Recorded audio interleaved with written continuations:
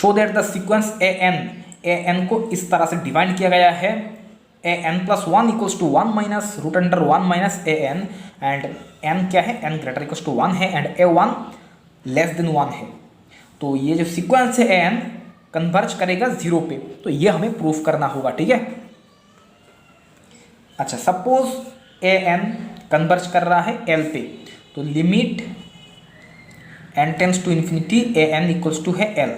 Suppose A N L पे converge कर रहा है, तो यहाँ पे जब हम limit N tends to infinity करेंगे, limit N tends to infinity A N plus one equals to one minus limit N tends to infinity root under one minus A N.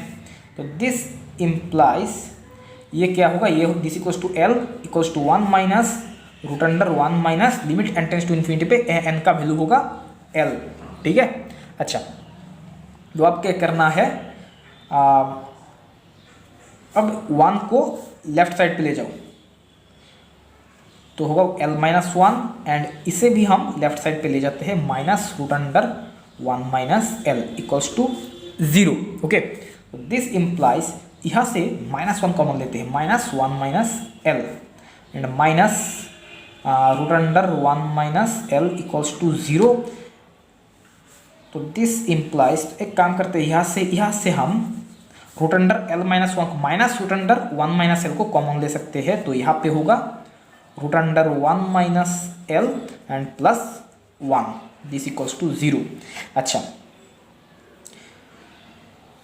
तो दिस इम्प्लाइज यहाँ से हमें मिल रहा है root under one minus L equals to zero, and दूसरा मिल रहा है और this equals to zero, either this equals to zero और दिस इक्वल्स टू जीरो। तो root under one minus L plus one equals to zero, ठीक है। तो यहाँ से हमें मिल रहा है L equals to one, and यहाँ से हमें क्या मिलेगा, दिस इम्प्लाइज वन को राइट साइड पे ले जाते हैं, root under one minus L equals to minus one.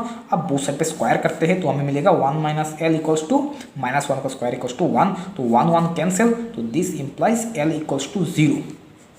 तो इस सीक्वेंस का हमें दो रूट मिल रहा है, एक है जीरो, सॉरी रूट नहीं, दो लिमिट पॉइंट हमें मिल रहा है, एक है जीरो एंड दूसरा है वन।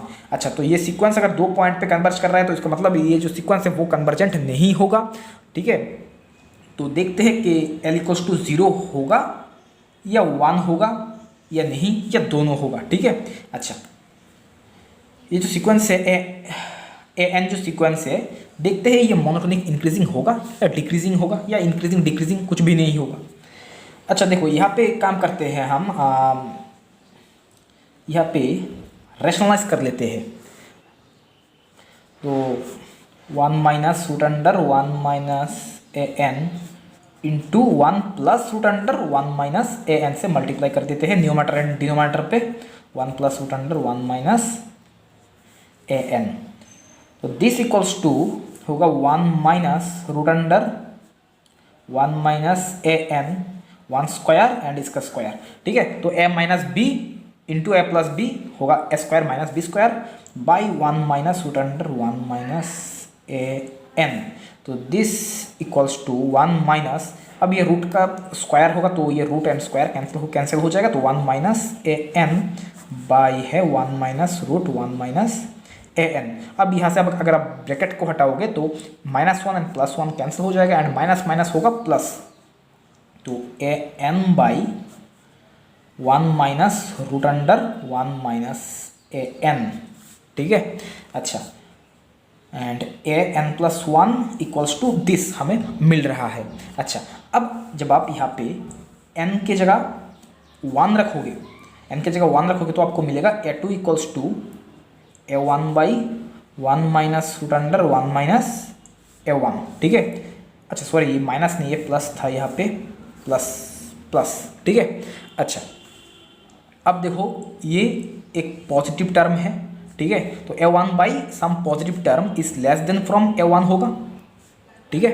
अच्छा, तो यहाँ से हमें मिल रहा है A two is less than from A one, ठीक है।